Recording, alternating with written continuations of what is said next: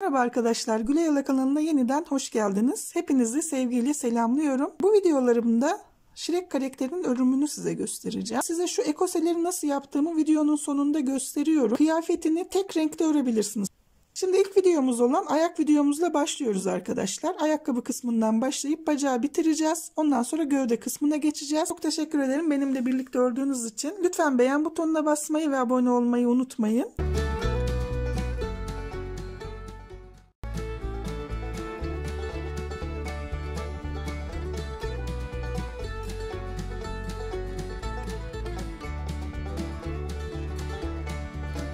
Ve 6 tane zincir çekerek başlıyorum. 1, 2, 3, 4, 5, 6.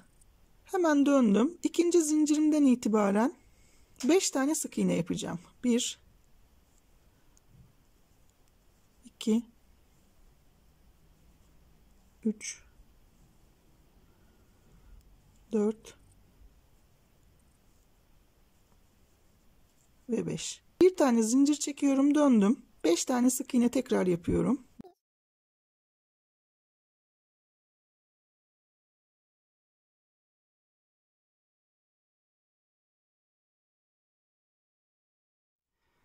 Tekrar bir tane zincir çektim, döndüm. 5 tane sık iğnemi yapıyorum.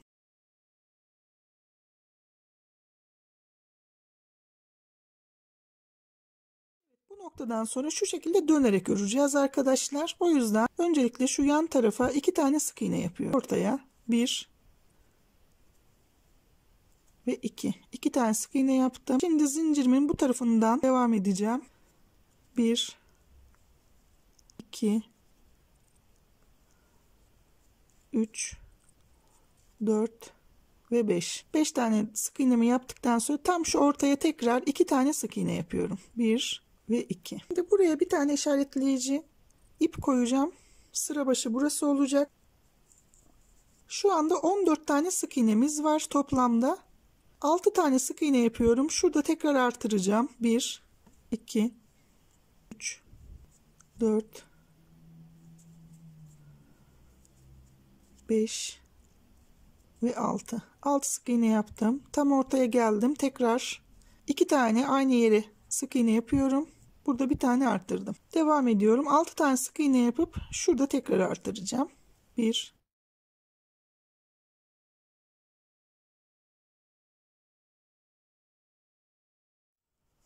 6. Şuraya çift giriyorum. Sıra başına tekrar gelmiş oldum ve sık iğne sayım 16 oldu. 7 sık iğne yapalım.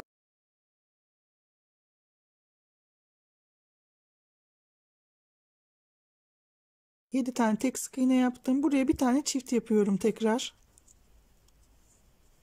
7 tane sık iğnemi yapıp şuradaki çiftimi de yapacağım.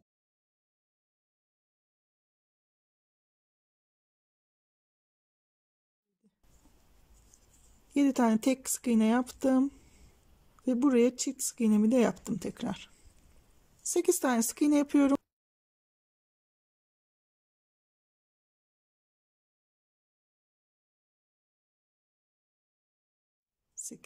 8 tane tek sık iğne yaptım. Burada bir tane çift yapıyorum.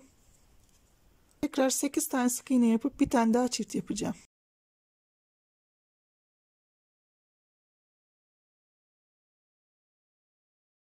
Şimdi çiftimi yapıyorum. 20 tane sık iğnemiz var şu anda. Şimdi 9 tane tek sık iğne yapıp bir tane artırıyorum.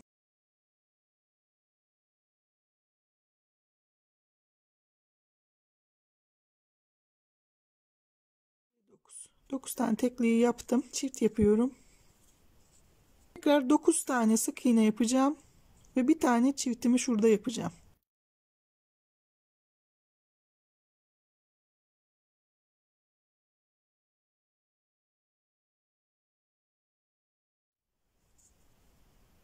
Bu sıradaki son artışım. 22 tane sık iğnemiz var şu anda. 10 tane sık iğne yapıp bir tane artırıyorum. 1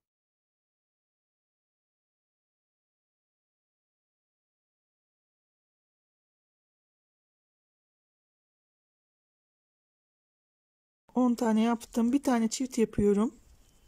Tekrar 10 tane tekli sık iğne yapıp bir çiftimi yapacağım.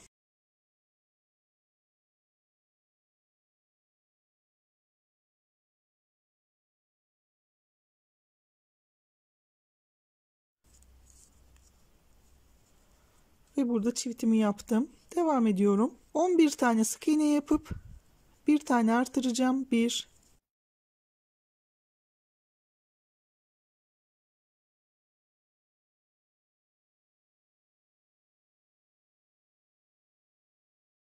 11 tane sık iğnemi yaptım. Burada çift giriyorum. Tekrar 11 sık iğne yapıp son kez şurada artırmamı yapacağım.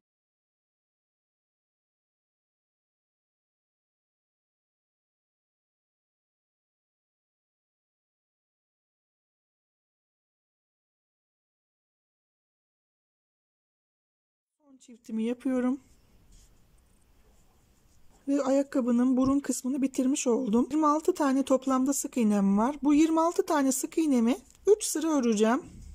3 sıra 26 tane sık iğnemizi örelim.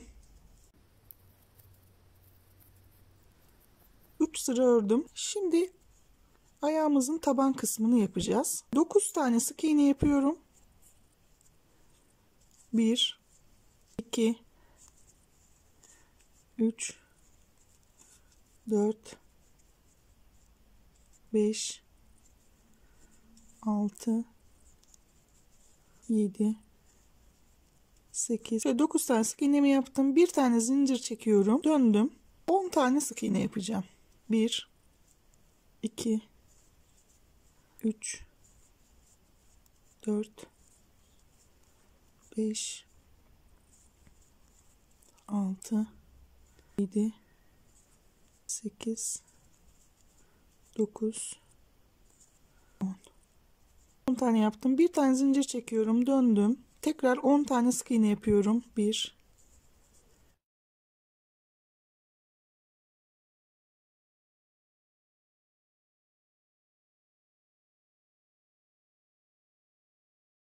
2, zincir çekiyorum. Dönüyorum. 10 sık iğnemi tekrar örüyorum.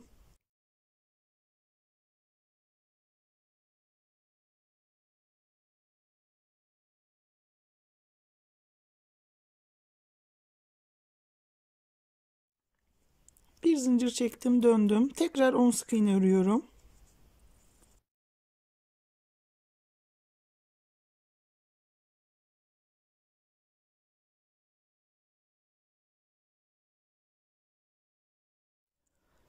Şimdi dönüyorum arkadaşlar. Zincir çekmeyin. İlk birinci sık iğnemi örmüyorum. Şunu örmüyorum. İkinci sık iğnemden itibaren 9 tane sık iğne öreceğim. 1, 2,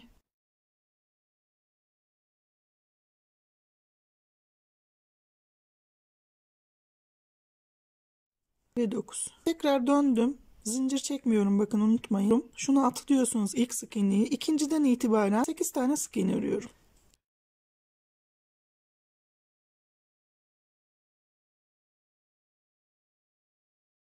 Ve 8.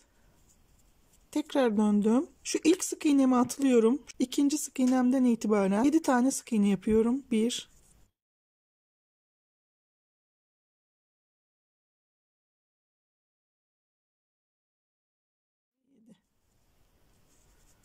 7 sık iğnemi yaptım. Dönüyorum. Son kez birinci sık iğnemi atlıyorum. 6 tane sık iğne yapacağım. 1, 2, 3, 4, 5 ve 6. Taban kısmını bitirmiş olduk. Bu yandan şu şekilde devam ederek ayakkabı kısmımızı tamamlayacağız. Şimdi şu kısma, bu yan tarafa, şuraya kadar 7 tane sık iğne yapacağım. Şöyle 1, 2, 3, 4, 5, 6. Buraya da bir tane yapıyorum ve 7. Şöyle şu yan tarafa 7 tane sık iğne yaptım. Bu kısımdan devam ediyorum. 16 tane sık iğnemiz var. Onu örelim.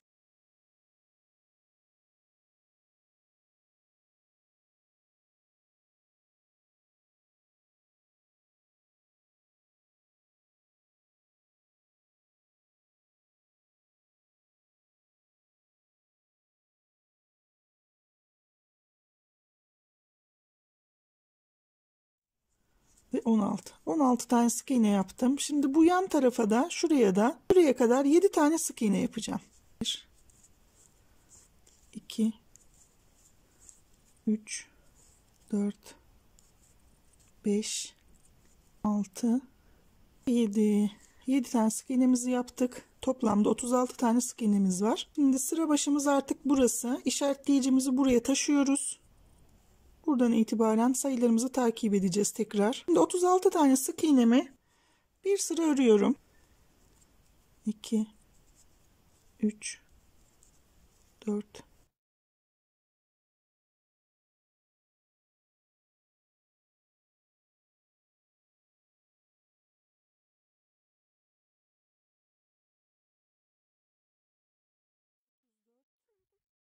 bir sıra ördüm. 13 tane sık iğne yapacağım.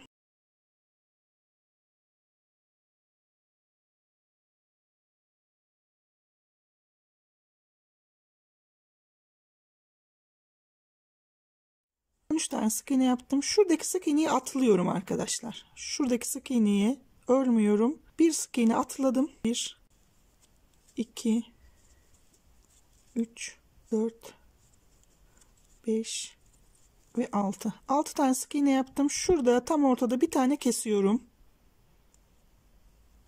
İkisini birlikte örerek orada bir tane azalttım. Şimdi 6 tane sık iğne yapıp şurada bir tane atlayacağım.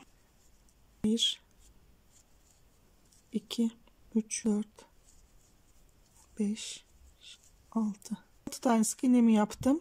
Şunu atlıyorum. Bunu örmüyorum. Şunu öreceğim yanındakini.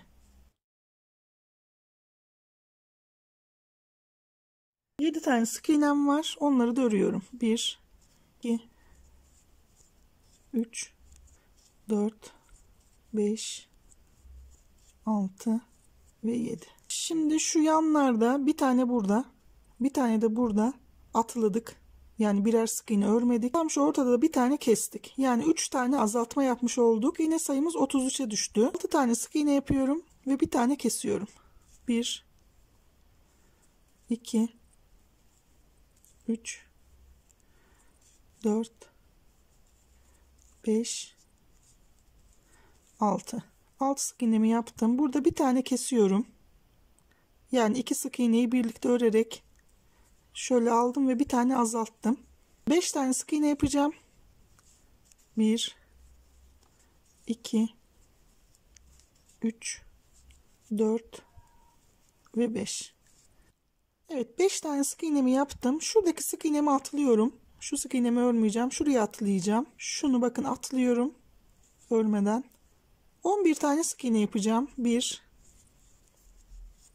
2 3 4 5 6 7 8 9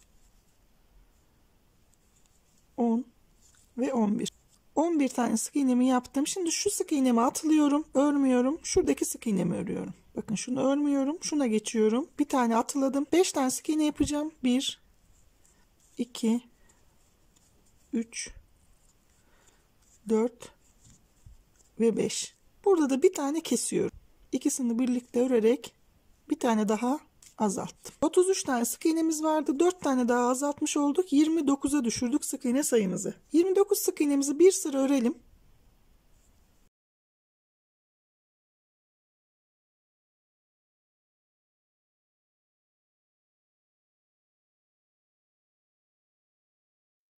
Evet, 29 sık iğnemi bir sıra ördüm.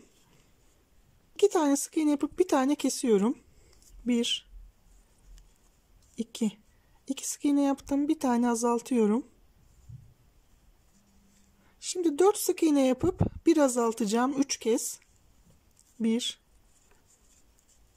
2 3 ve 4.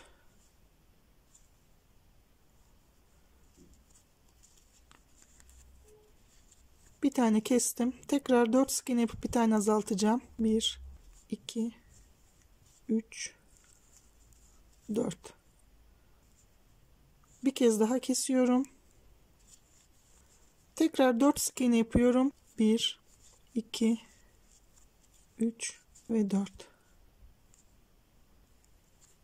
Bir kez daha arkadaşlar 4 tane sık iğne yapıp bir tane keseceğim. 1, 2, 3, 4. Şurada bir kez daha kes. Kalan bir tane sık iğnem var. Onu da örüyorum. Şöyle. Evet, bu sırada 5 tane azaltma yapmış olduk. Arkadaşlar 29 tane sık iğnemizi 24'e düşürdük. Şimdi devam etmeden önce ayakkabının taban kısmına şöyle bir plastik kesin. Marketlerden aldığınız plastik kaplardaki ürünlerin kapak kısımlarından yapabilirsiniz. Kesebilirsiniz. Şöyle taban kısmına göre ayarlayıp keseceksiniz. Şu kısmı çok geniş yapmayın. Şuradaki topuk kısmın genişliği şöyle devam etsin şurada. Şu genişlik şuradan şöyle devam edip şurada da sivriliyor. Çok geniş olduğu zaman güzel olmuyor.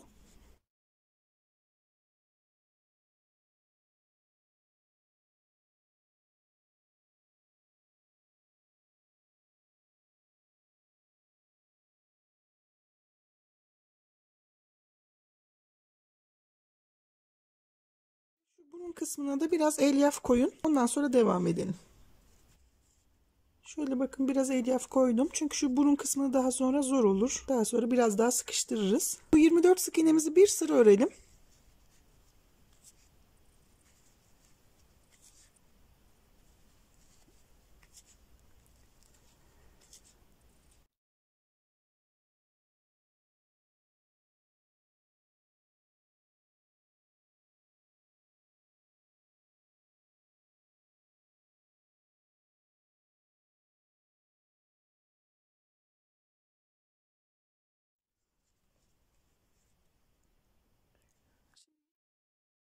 Dört sık iğne yapıp bir tane eksiltici 4 kez tekrar edeceğim. 1, 2, 3, 4. 4 tane sık iğne yaptım. Bir tane kesiyorum ve azaltıyorum. Tekrar 1,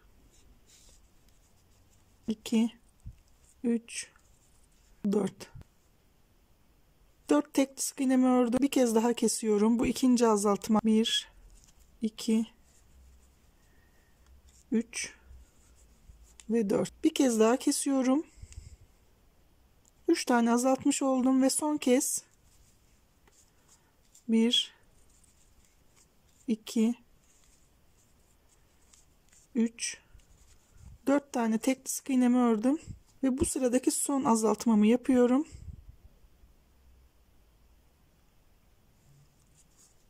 Şu anda 20 tane sık iğnemiz var. 20 sık iğnemizi bir sıra örelim.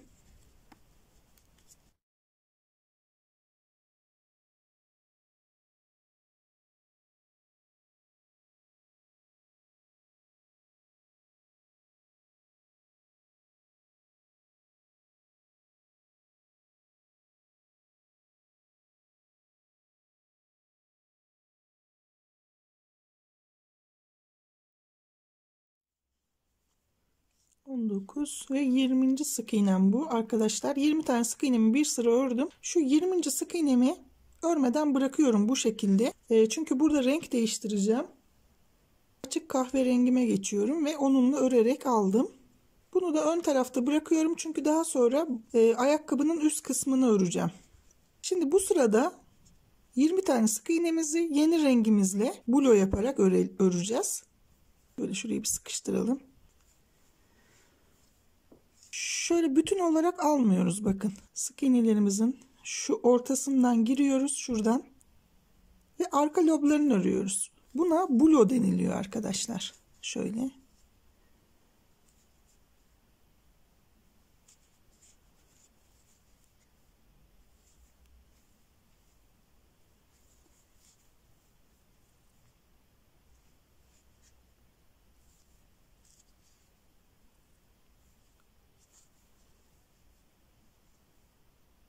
Bu şekilde. Şöyle bir sıra örelim. Bulo yaparak sıramızı tamamlayalım.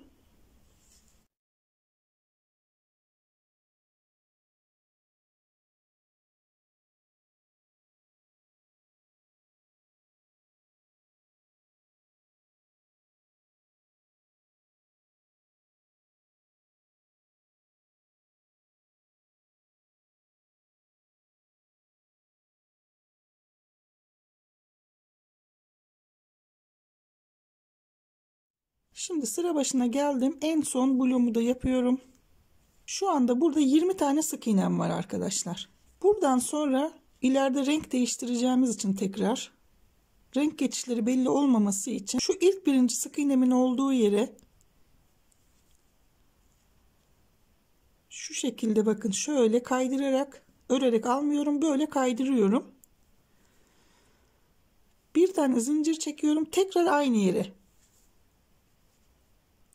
yere giriyorum ve oraya bir tane sık iğne yapıyorum. İlk sık iğnemi yapmış oldum. Şimdi bir tane daha yapacağım.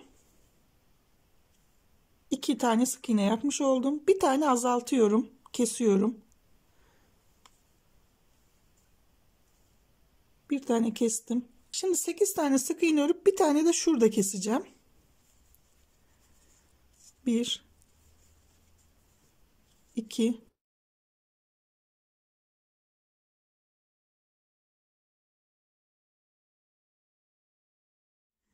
ve 8.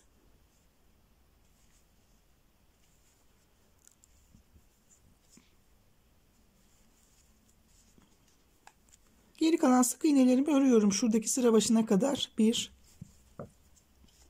2 3 4 5 6 tane sık iğne ördüm. Burada bıraktım, bakın şu kaydırma sık iğnesini örmüyorum. Onu bırakıyorum. Şimdi bu sıradan sonra bu kaydırma sık iğnesini hiç örmeyeceğiz. Sadece şu sırayla birleştirmek için, şurayla birleştirmek için buraya geldiğinizde bunu bırakıyorsunuz. Şuradaki sıra başının olduğu yere sıkıca, şöyle bol yapmayın sakın burayı. Örmeden bu tarafa doğru geçiriyoruz. Bu sıra başımız artık hep bundan sonra bu şekilde olacak. Bir tane zincir çekiyorum. Tekrar aynı yere giriyorum. Ve 18 tane sık iğne öreceğim. Bu birinci sık iğnem. 2 3 4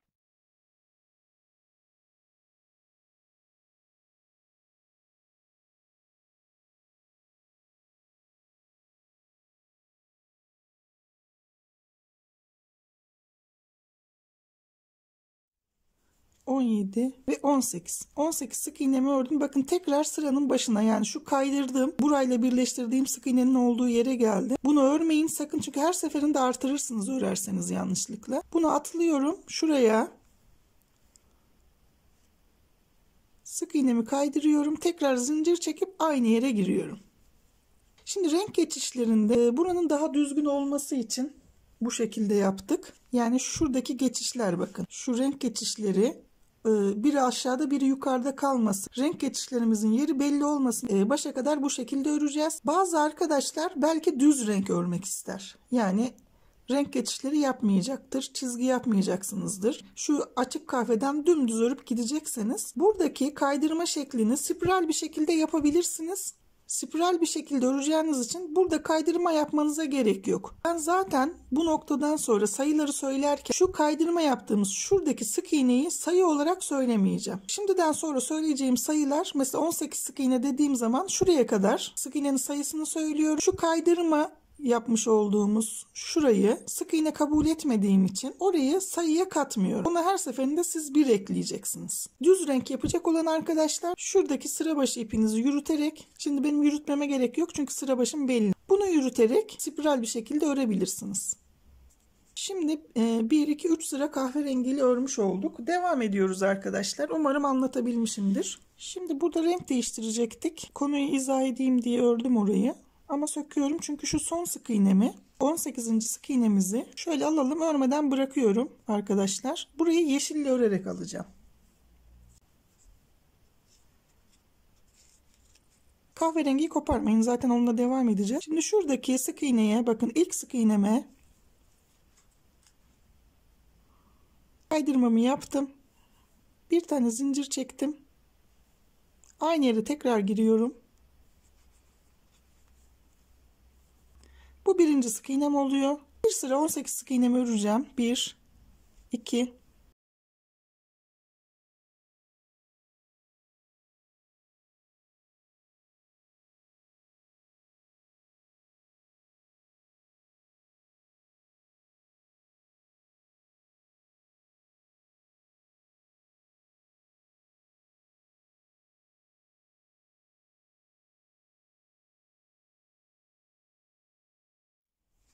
ve 18. 18.yi yine örmüyorum. Onu hardal sarısıyla alacağım. Bir sıra hardal sarısıyla öreceğim çünkü. Yeşili çektim, sıkıştırdım. Bu sıkıştırmaları mutlaka çekerek yapın. Şu ilk baştaki kaydırma sık iğnemiz sıkı olsun, kabarık durmaması için arkadaşlar. Şimdi sarı ile örerek aldım 18. sık iğnemi. Bakın bunu atlıyorum. Kaydırma sık iğnesini örmüyorum. İlk sık iğnemin olduğu yere bu şekilde renk geçişli örmeyi de öğrenmiş oluyorsunuz aslında. Sizin için de artısı var. Böyle çizgili şeyleri örerken bu şekilde örebilirsiniz. Kaydırdım. Bir tane zincir çektim. Aynı yere tekrar giriyorum. Ve ilk sık iğnemi yapıyorum. Şimdi bu ilk sık iğnem, bir tane daha sık iğne yapıp artırma yapacağım. İkinci sık iğnemi yaptım. Burada çift giriyorum. Aynı yere 2 tane sık iğne yaparak bir tane artırdım. Şimdi 8 tane sık iğne yapıp bir tane de önde artıracağım. 1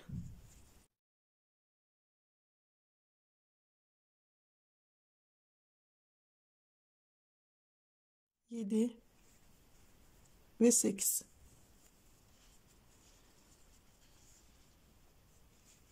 Bir tane burada yine çift yapıyorum. Artırmamı yaptım. Geriye kalan sık iğnelerimi örüyorum.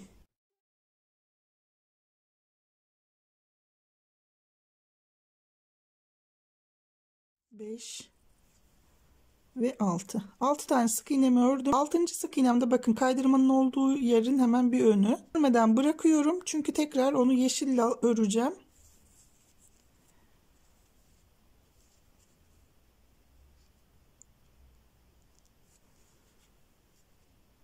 Yeşille örerek aldım ve şuradaki ilk birinci sık iğnemin olduğu yere yine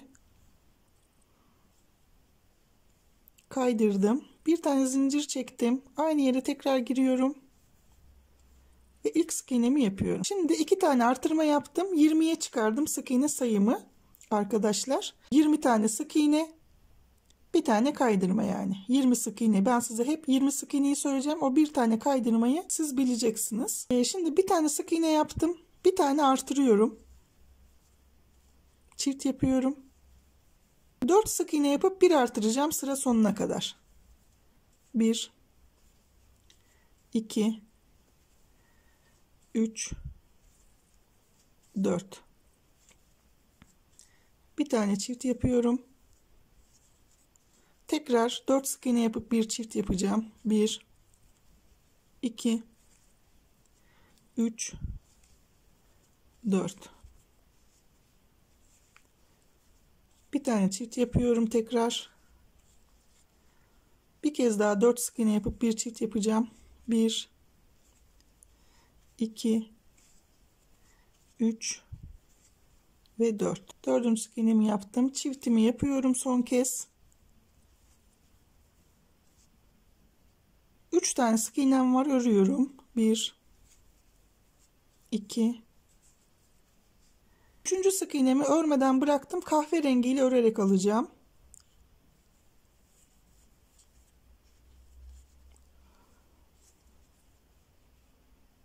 Yeşilimi çektim ki sıkışsın. Şuradan ilk sık iğnemin olduğu yere kaydırmamı yaptım. Bir tane zincir çektim. Aynı yere tekrar giriyorum.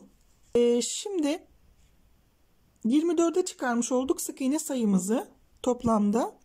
Bir tane de şu kaydırmamız var. 2 sıra örelim kahverengi ile tüm sık iğnelerimizi. 1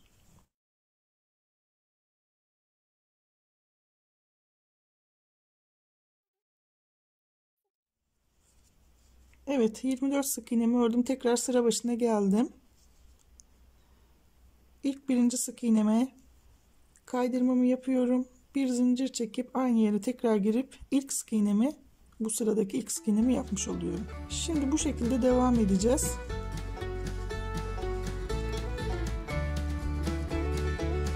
Orayı yapmadan önce, devam etmeden önce arkadaşlar, şuradaki şu ipe benim ihtiyacım olmayacak. O yüzden ben onu çıkartıyorum. Çünkü benim sıra başım belli. Düz renk olsa örseydim bunu yürüterek gidecektim ama zaten sıra başı hep burası olduğu için gerek yok.